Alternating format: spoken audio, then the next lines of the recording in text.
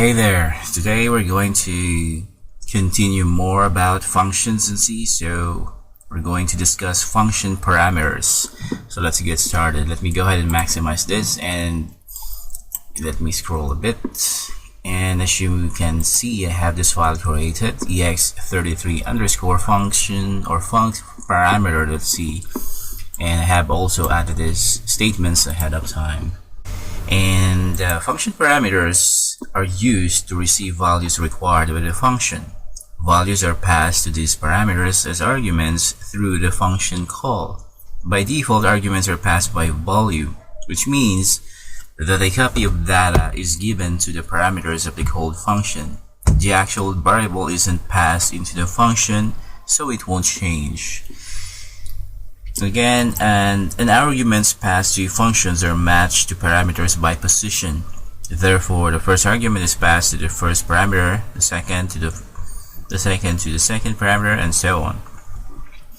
So to better understand this, I'm going to demonstrate, or I'm going to give you an example on how this looks like.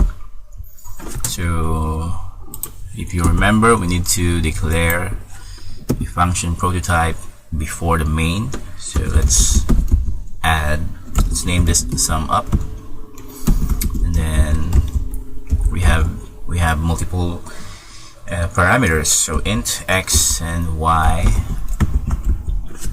Make sure to put a semicolon at the end to complete the sentence, and then let's create the variable, the local variable x, y, and then the result. And then let's initialize x to 3, and then y is equal to 12, and then let's assign whatever the result of our function. So sum up function, assign it to the result or the res variable. So x, let's pass the x and the y variable. Make sure to put the semicolon as a separator, and then let's print the result plus, and then let's add that in here is equal to whatever the result is. Then make sure to put semicolon as a separator, and then the results. So that's for the main. Now we need to, I will going to make now the sum up function after the main. So let me copy and paste, and then just add the variables in here. So x, add and assign y, then return x, or we can just simply do this. So return x, add and assign y. So this is a short way of doing this, but if you prefer to use these two lines, then that's still fine as well. So let me just comment this out. Oops. So I'm giving you the options that you can use one line if you prefer this. So if you prefer this type of coding, then you can also do this. So to make sure that our program is correct, let's go ahead and right click and compile and run this. So 3 plus 12 is equal to 15, which is correct. So our program runs perfectly fine. So again, the arguments passed to a function match to parameters by position. So we passed an integer, so you can see it's an integer type. So therefore the arguments is passed the first parameter. So whatever we put in here, it will go on the first parameter, and there's first arguments. The second, if we assign a second here, it will automatically assign it in here. It will go in here. to the second. If you have multiples, if you have 3 or more, then it will assign it to the third and fourth and fifth, and so on. So this program clearly demonstrates how we passed a value to a function, or passed a value.